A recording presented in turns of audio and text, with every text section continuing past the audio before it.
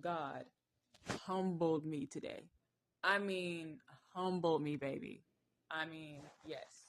So today, God led me to John chapter 13. And what's very significant about that is one of the things I always struggle with is when I see Christians or people that say that they're Christians, you know, say things like, I would never do this to God. I would never say that with God. And then eventually, due to whatever circumstances that happen, they do it.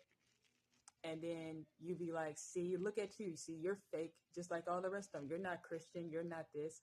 And God truly had to humble me today about that, because John chapter 13 discusses the fact that Jesus was about to be betrayed. And one thing before the betrayal happens, he's talking to Simon Peter at the tail end of the chapter. Please make sure to go read John chapter 13. I'm just going to paraphrase this right quick. He told Jesus that, you know, he would never deny him. He would die for him. And Jesus told him that you're going to deny me 3 times. And Peter just would not accept it. He said, I would never do that.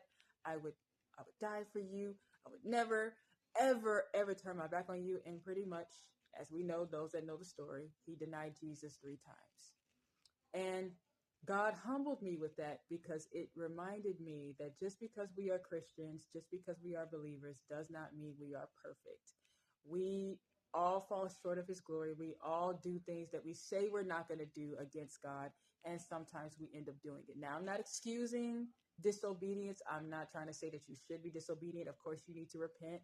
You need to get back in alignment with Christ. But we need to take a moment and stop always saying people are fake when they fall short, even when they say they wouldn't. Sometimes the humbling experience is showing you that you still need to get closer to God, and you still need to make sure that you are in alignment with him, so you won't end up in these situations.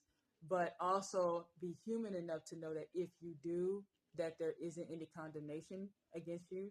There isn't any judgment. Now, there will be truth, but not judgment. And I've had to work on that with a lot of different things. And God truly showed that to me. And also another thing he showed me is this, that just because people may not say things the way you want them to say it, or live out their Christian walk the way you would, or the way you would say truth to other people, does not mean that they're not trying to stand up for Christ, and that they're not trying to be who God called them to be. They have a different way of doing it than you do. And that's another thing God revealed to me on. And we have to recognize that. And we need to do better with that as believers, including